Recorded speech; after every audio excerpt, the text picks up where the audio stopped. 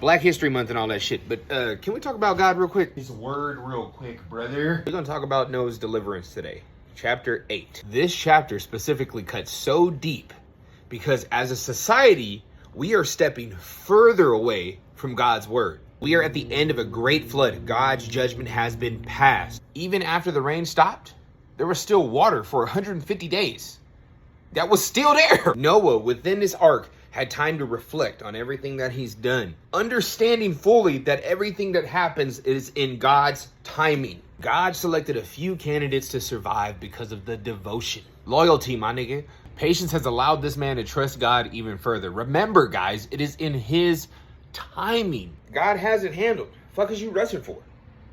You American. Now let's talk about his deliverance. Okay, deliverance is a step-by-step process. Let's break it down. If you spent your entire life trying to help somebody get off an illegal substance, you are wasting your time. Not that the help essentially is time wasted, but the fact that you cannot change anybody's narrative or mindset unless they want to do it themselves. Your desires will overpower the acceptance of deliverance. That makes sense?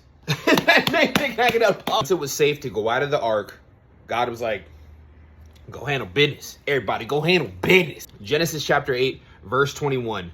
And God said, I will never again curse the ground for man's sake. Mercy, my nigga. Understand that God can still pass judgment, okay? But he's not going to do it in a way where he's rewriting history. Our judgment comes from our own personal actions. Now God is choosing restraint over destruction. Even though there are corrupted individuals out there in the world, there are so many trying to devote their lives to God himself. There are some of us actively trying to be better people. In case you missed all of this chapter, there are two truths that the Bible basically points out. Human brokenness and real faithfulness. Let's make this message very fucking clear. God will never undo earth again.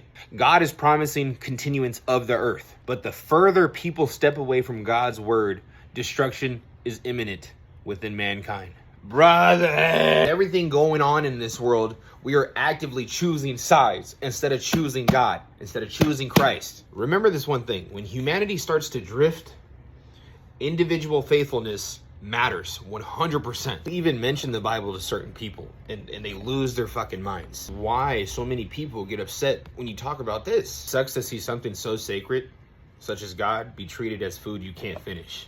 Old, disposable. In Genesis chapter 8, mercy is given by God. And Genesis 8 shows you that there is faithfulness in a world of unfaithfulness. Peace.